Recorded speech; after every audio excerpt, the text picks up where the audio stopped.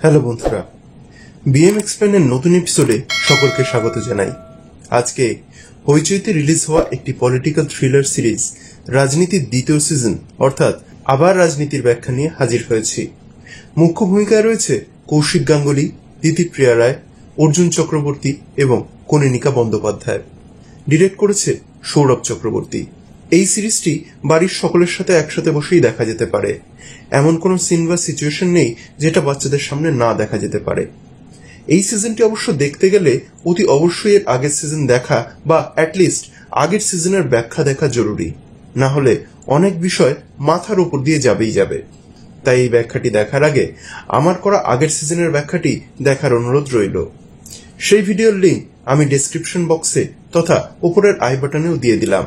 তো ইন্ট্রোটাকে আর বর্ণনা করে আজকের ব্যাখ্যা শুরু করছি।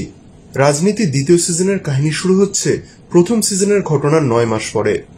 রিচপুরে উপনির্বাচন হতে চলেছে।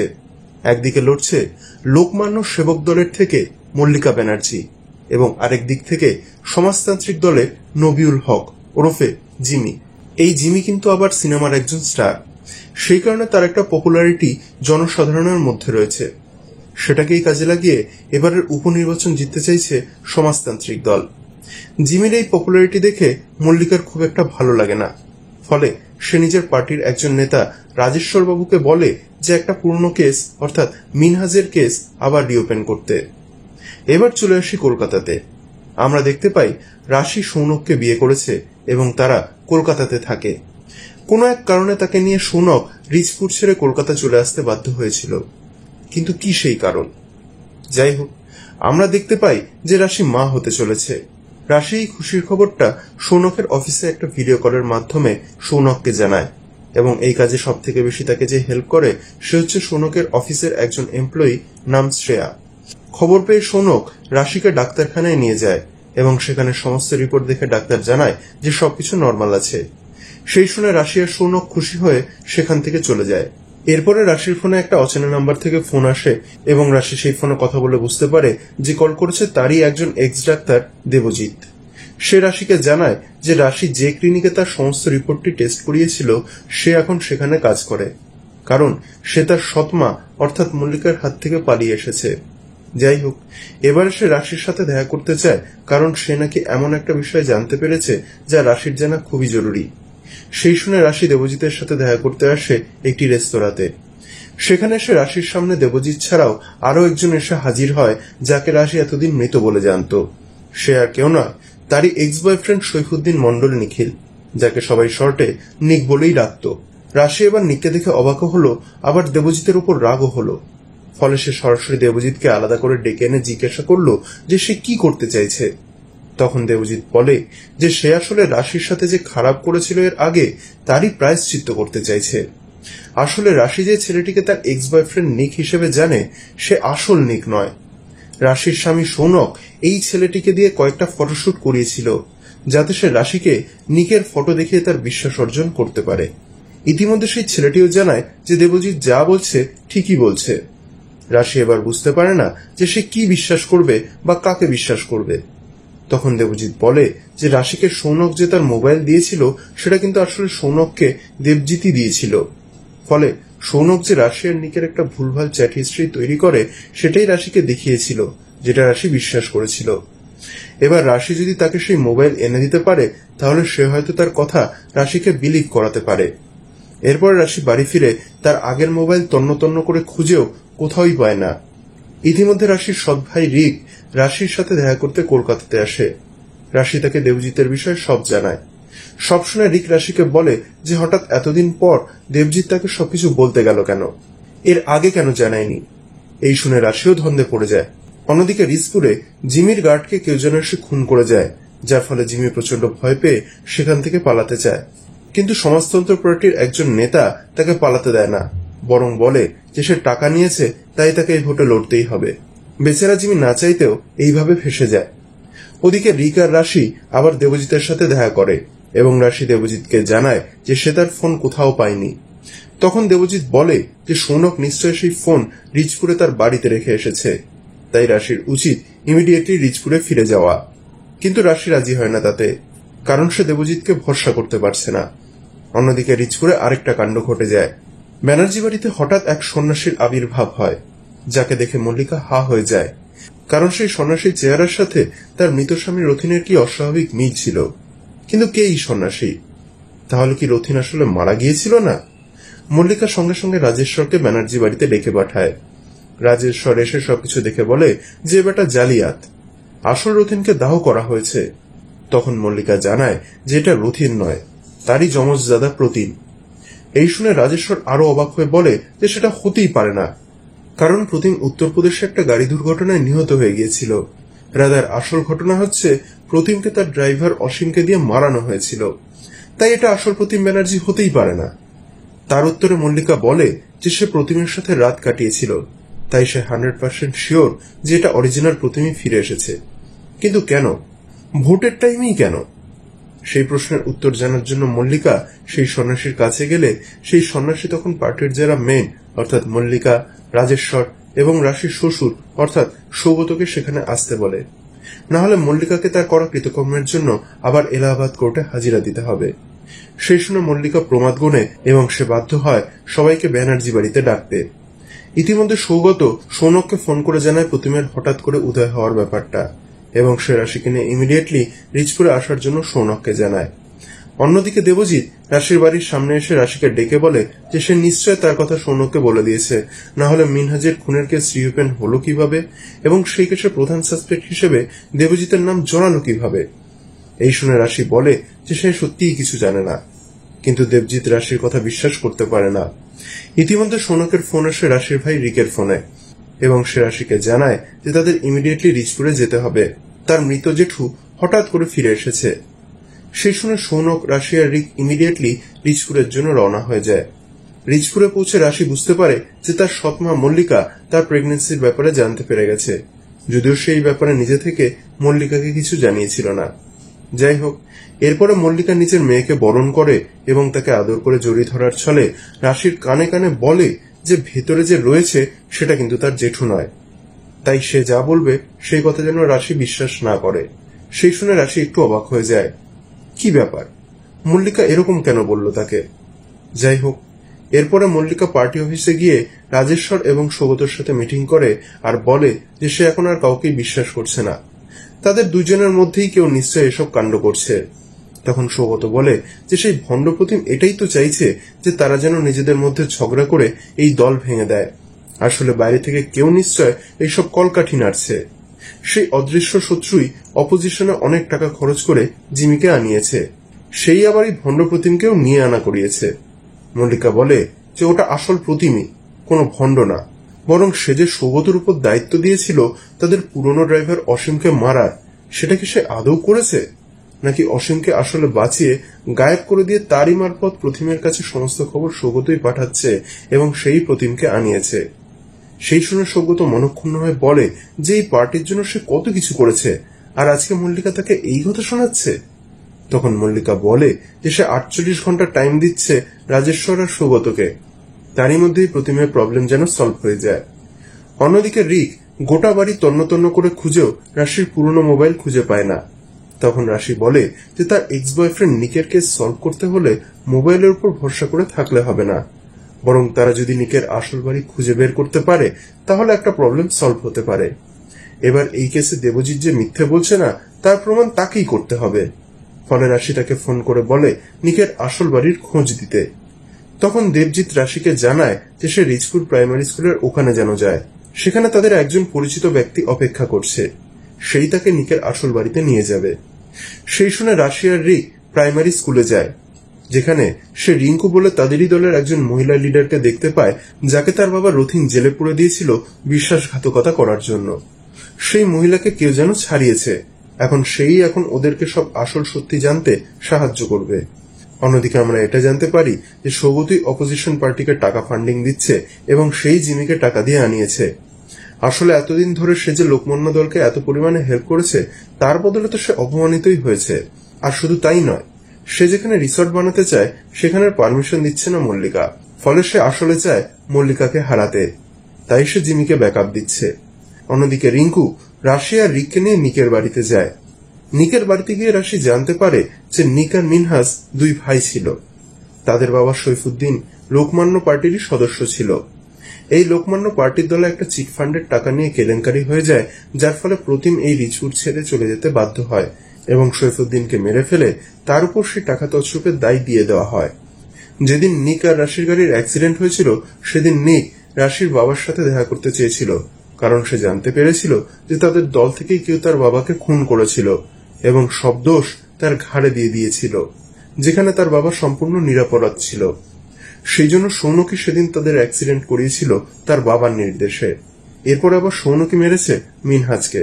এই কথা জানার পর রাশির কাছে ক্লিয়ার হয়ে যায় যে দেবজিৎ তার মানে তাকে সৌনকের সম্বন্ধে যা যা বলেছিল সবই ঠিক।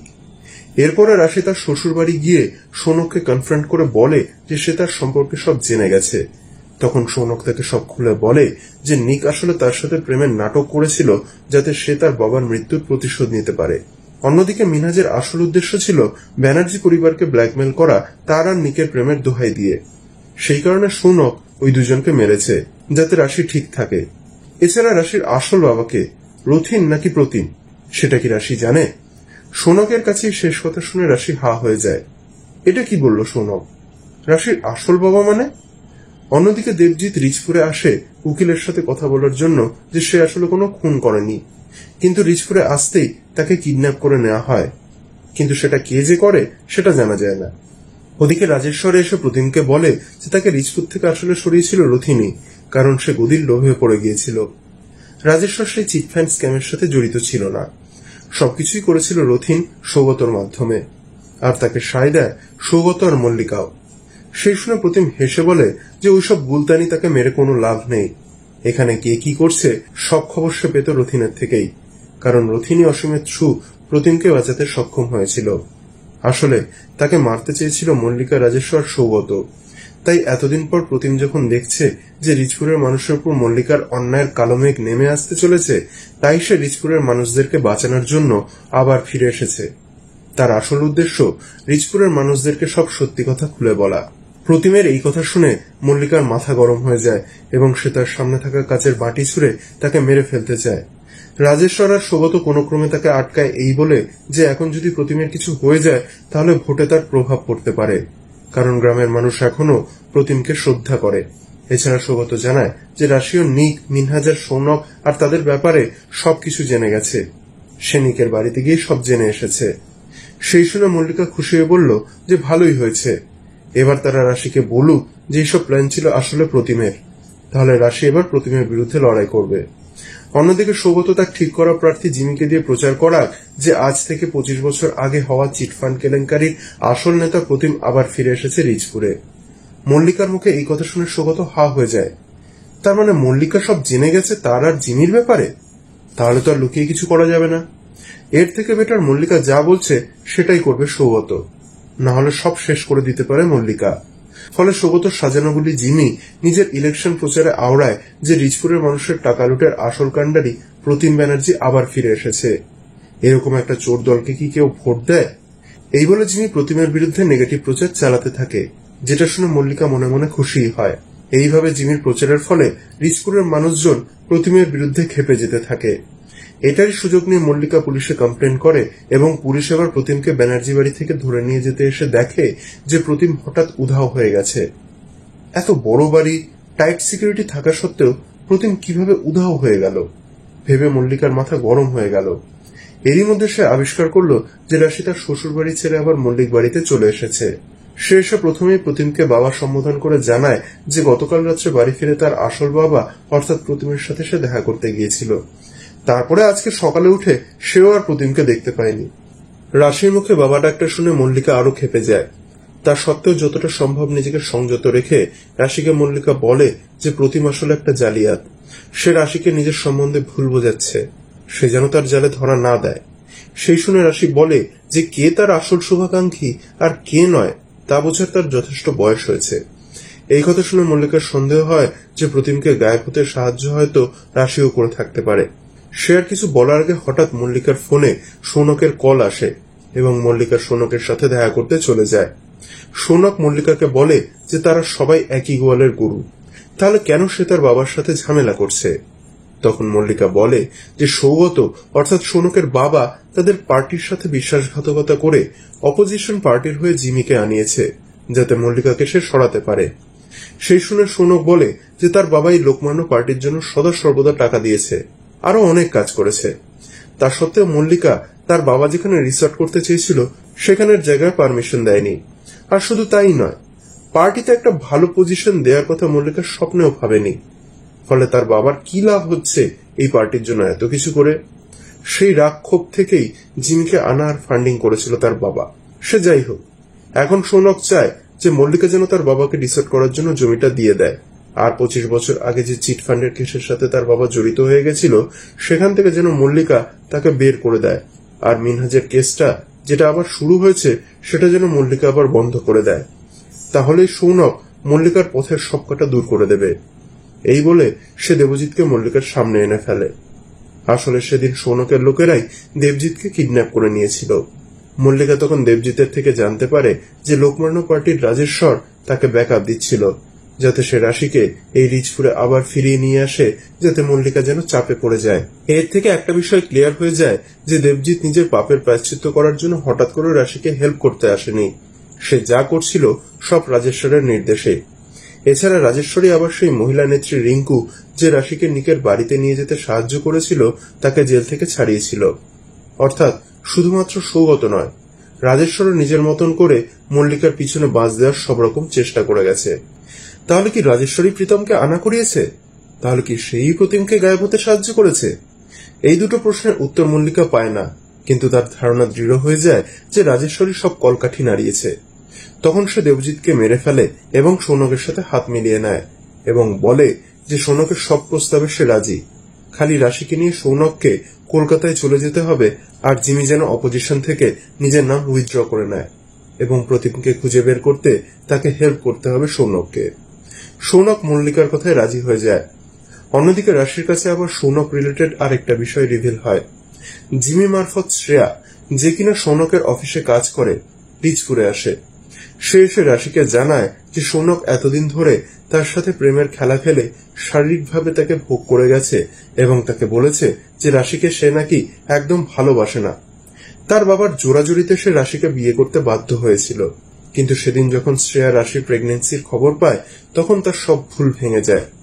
সে বুঝতে পারে যে সৌনক বেসিক্যালি তাকে ইউজই করছিল। এরপরে সে খবর পায় যে সৌনক হঠাৎ করে রাশিকে নিয়ে রিচপুরে চলে গেছে। তখন শ্রেয়ার মনে হয় যে রাশিরও সব খবর জানা উচিত যে সৌনক আসলে দুইজনকেই ঠকাচ্ছে। তাই সে রিচপুরে এসেছে রাশিকে সব কথা বলা এবং তার প্রমাণ দেওয়ার জন্য। এমনিতেই রাশির সৌনকের উপর মাথা গরম ছিল, তার উপর এইসব খবর সেই আগুনে আরো ঘি ঢালল। অন্যদিকে মল্লিকা বাড়ি ফিরে রাজেশ্বরকে ডেকে বলে সে যেন ইমিডিয়েটলি 25 বছর আগের সেই চিট ফান্ডের সমস্ত নথি জ্বালিয়ে দেয়, যাতে গ্রামের সবাই যখন প্রতিমকে পাবে সবাই যেন তাকে ছিঁড়ে ফুড়ে খায় এবং পুরনো কোনো প্রমাণ না থাকে। ফলে গ্রামের লোকেরা যখন তাকে ছিঁড়ে ফুড়ে খাবে তখন মল্লিকা তাদের সায় দিয়ে সকলের সামনে ভালো হয়ে যাবে এবং সহজেই তাকে ভোট দিয়ে জয়যুক্ত করবে। এছাড়া সে নিজের মোবাইল থেকে দেবজিতের মৃতদেহের ছবি দেখায় রাজেশ্বরকে। সেই দেখে রাজেশ্বর প্রমাদ কোণে। তার মানে মল্লিকা নিশ্চয় সব জেনে গেছে। অতএব মল্লিকার হাত থেকে বাঁচতে গেলে সে যা বলবে সেটাই করতে হবে। ফলে রাজেশ্বর কাঁপতে কাঁপতে ব্যানার্জি বাড়ি থেকে বেরিয়ে যায়। অন্যদিকে সৌনক আসে রাশির সাথে দেখা করতে। রাশি তখন নিজের মোবাইল বের করে শ্রেয়ার কাছ থেকে পাওয়া প্রমাণ শোনায় সৌনককে। সৌনক তখন বুঝতে পারে যে রাশি আর তার কোনো কথা শুনবে না এবং তার সাথে আর কলকাতায় ফিরেও যাবে না। রাশি বলে যে আজ থেকে 9 মাস আগে মল্লিকা যখন সমস্ত গ্রামবাসীকে রাশির বিরুদ্ধে খেপিয়ে তুলেছিল এই বলে যে রতিনের মৃত্যুর জন্য রাশিই দায়ী, তখন সেই উন্মত্ত জনতার হাত থেকে সৌনকই রাশিকে বাঁচিয়ে নিয়ে গিয়েছিল। সেই কৃতজ্ঞতার জন্য সে সৌনককে কিচ্ছু বলবে না। সৌনক যেন চুপচাপ সেখান থেকে চলে যায়। উপায়ন্তর না দেখে সৌনক সেটা করতেই বাধ্য হয়। আরেকদিকে রাজেশ্বর চিট ফান্ডের সমস্ত নথি জ্বালিয়ে দিতেই তারই গাড়ির ড্রাইভার তাকে গুলি করে খুন করে দেয় মল্লিকার নির্দেশে। পরের দিন সকালবেলায় সৌনকের বাবা অর্থাৎ সৌগত জিমিকে আরো অনেক টাকা দিয়ে বলে নমিনেশন উইথড্র করে নিতে। যে জিমি এতদিন সেটা করতে চেয়েছিল আজকে হঠাৎ সেই জিমি উল্টে যায়। সে বলে যে না, সে নমিনেশন উইথড্র করবে না। এই রিচপুরের সাথে নাকি তার অনেক দিনের সম্পর্ক। এই বলে সে চলে যায়, কিন্তু কি সেই সম্পর্ক সেটা জানা যায় না। এবারে আসা যাক প্রতিমের অন্তর্ধানের বিষয়ে। যেই রাত্রে প্রতিম ব্যানার্জি বাড়ি ছেড়ে চলে গিয়েছিল তার আগে তার সাথে দেখা করতে এসেছিল রাশি। প্রতিম তখন রাশিকে জানায় যে এই প্রতিমই আসলে তার বাবা। তার প্রমাণস্বরূপ তার কাছ থেকে রাশির ছোটবেলার ছবিগুলি দেখায়। রাশি বুঝতে পারে তখন যে প্রতিম যা বলছে ঠিকই বলছে। আজ থেকে 25 বছর আগে একটা চিটফান্ড কাণ্ডে সে ফেসে যায়, যদিও সেটা আসলে করেছিল সৌগতই, অর্থাৎ তার শ্বশুর। কিন্তু গ্রামবাসীরা আসলে টাকাটা প্রতিমের উপর ভরসা করে সেই চিটফান্ডে রাখতে দিয়েছিল। কিন্তু প্রতিম বুঝতে পেরেছিল না যে সৌগত সম্পূর্ণ টাকাটা শেয়ার মার্কেটে ইনভেস্ট করে দেবে। এবার গ্রামের লোকের হাত থেকে বাঁচতে সে রাজেশ্বর, রথিন আর সৌগতর কথাতে সেখান থেকে পালাতে বাধ্য হয়। তখন রাজেশ্বর আর সৌগত মিলে তাকে মারার প্ল্যান করলেও রথিনের দৌলতে অসীমের হাতে প্রতিম বেঁচে যায়। কিন্তু সব জায়গায় রটিয়ে দেওয়া হয় প্রতিমের মৃত্যুর খবর। এরপরে গোপনে রথিন প্রতিমের সাথে যোগাযোগ রাখে এবং রিচপুরে কি হচ্ছে তার খবরাখবর পাঠাতে থাকে এবং চিটফান্ডের সমস্ত কুকর্মের প্রমাণও দিতে থাকে এবং প্রতিম বুঝতে পারে মল্লিকাও এতে জড়িয়ে আছে। এবার রথিনের মৃত্যুর সংবাদ পেয়ে প্রতিম বুঝতে পারে যে ক্ষমতার লোভে মল্লিকা রিচপুরকে শেষ করে দিতেও পিছপা হবে না। তাই সে অবশেষে নিজেই এই রিচপুরে ফিরে আসে গ্রামের মানুষদের সাবধান করে দিতে। এই বলে প্রতিম সেই চিটফান্ডের সমস্ত তথ্য প্রমাণ তুলে দেয় রাশির হাতে। তখন রাশি প্রতিমকে বলে যে মল্লিকা এই গ্রামের প্রতিটা মানুষকে তার বিরুদ্ধে খেপিয়ে তুলছে, তাই সঠিক সময় না আসা পর্যন্ত প্রতিমকে লুকিয়ে থাকতেই হবে।